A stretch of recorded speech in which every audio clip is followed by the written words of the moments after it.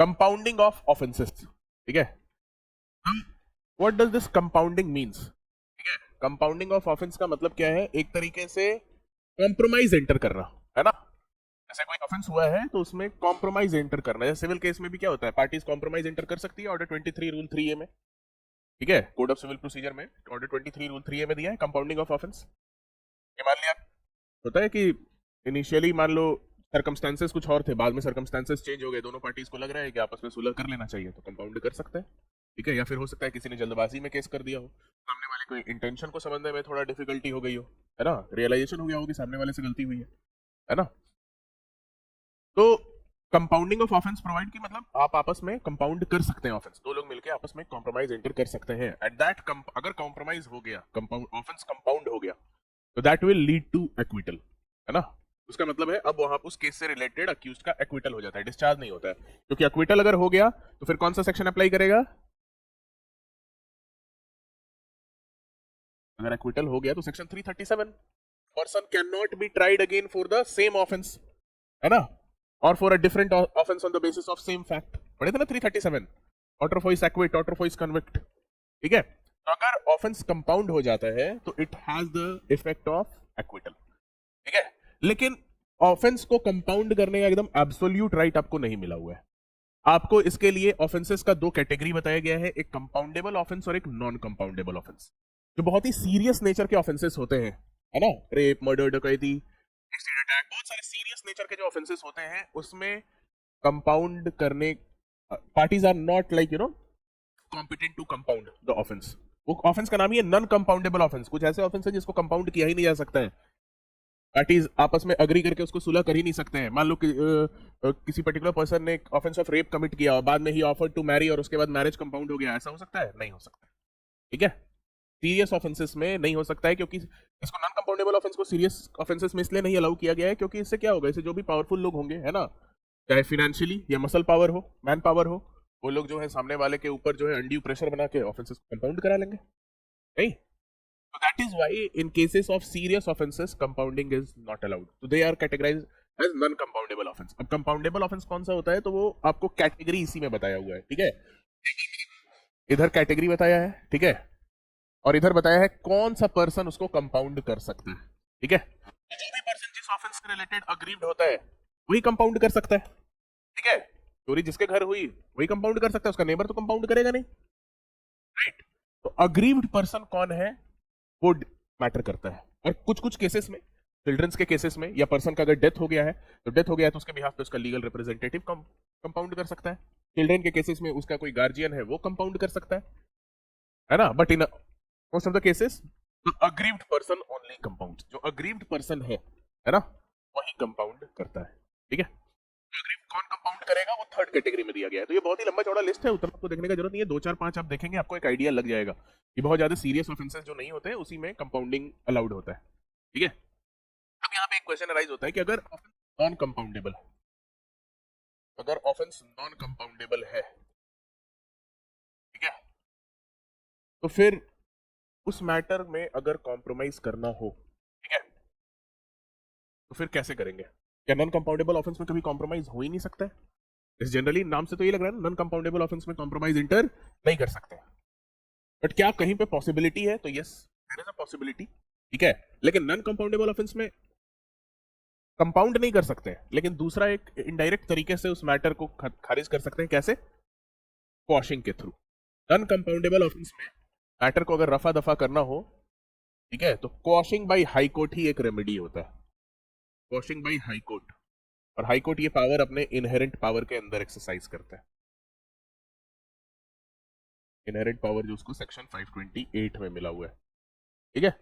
Compoundable offence में parties compromise कर सकते हैं, नॉन कंपाउंडेबल में कॉम्प्रोमाइज नहीं कर सकते। लेकिन नॉन कंपाउंडेबल ऑफेंस वाले मैटर को, है ना, सॉल्व करना, मतलब अब दोनों में से कोई पार्टी इंटरेस्टेड नहीं है उसको आगे बढ़ाने के लिए, तो वो हाई कोर्ट अप्रोच कर सकते हैं कि आप जो है वहां पे क्वॉश कर दे। तो क्वॉश क्या किया जाता है? जो क्रिमिनल प्रोसीडिंग जिस जहां से स्टार्ट हुआ था, जिस मतलब हाँ, जिस स्टेप से आपका क्रिमिनल प्रोसीडिंग इनिशिएट हुआ था, जैसे एफआईआर हुआ होगा या कंप्लेन हुआ होगा, तो उस एफआईआर या कंप्लेन को क्वॉश कर देना, है ना, कि वही उसी को क्वॉश कर दिया हाईकोर्ट ने। जब क्वॉश कर दिया तो मैटर अब खत्म, रफा दफा हो गया।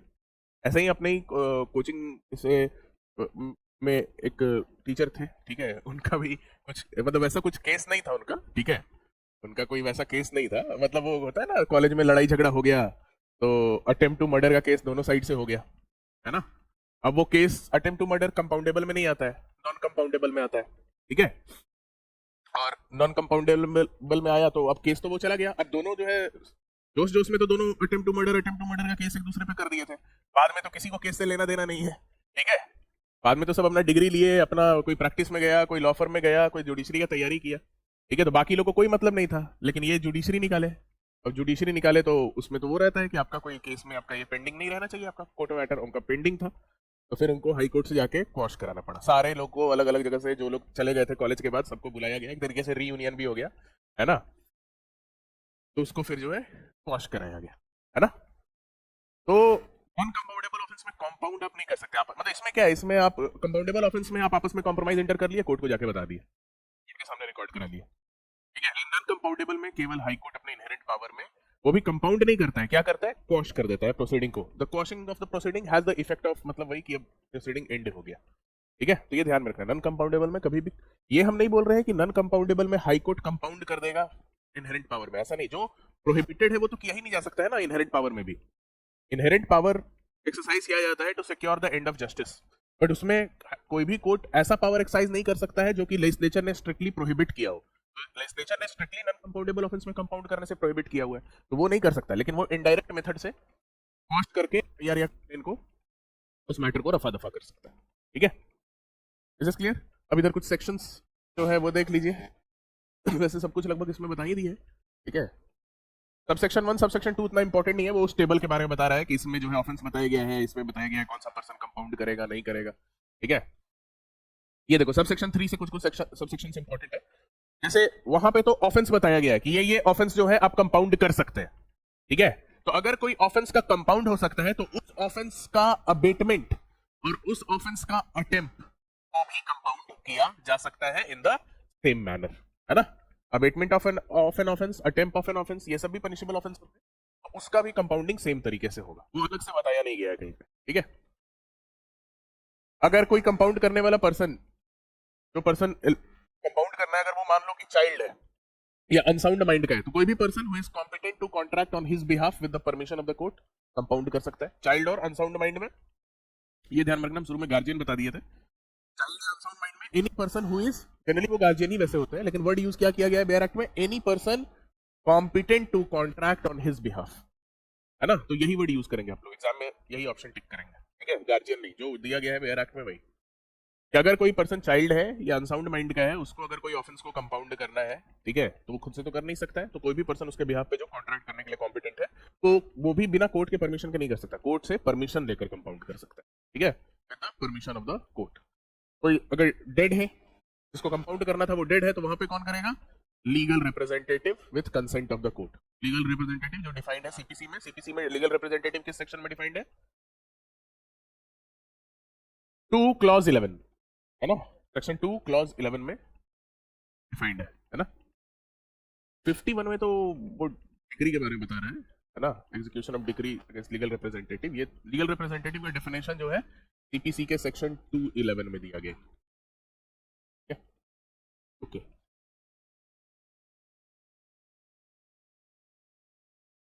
अगर अपील में मैटर गया हुआ है पर्सन के कन्विक्ट होने के बाद, तो तब तक कंपाउंड आप नहीं कर सकते जब तक आप एपेलेट कोर्ट से परमिशन नहीं ले लेते, है ना। जब तक या तो अपील की सुनवाई ना हो जाए या फिर आप एपेलेट कोर्ट से परमिशन लेकर ही कंपाउंड कर सकते हो, तो इंपॉर्टेंट नहीं है, ठीक है।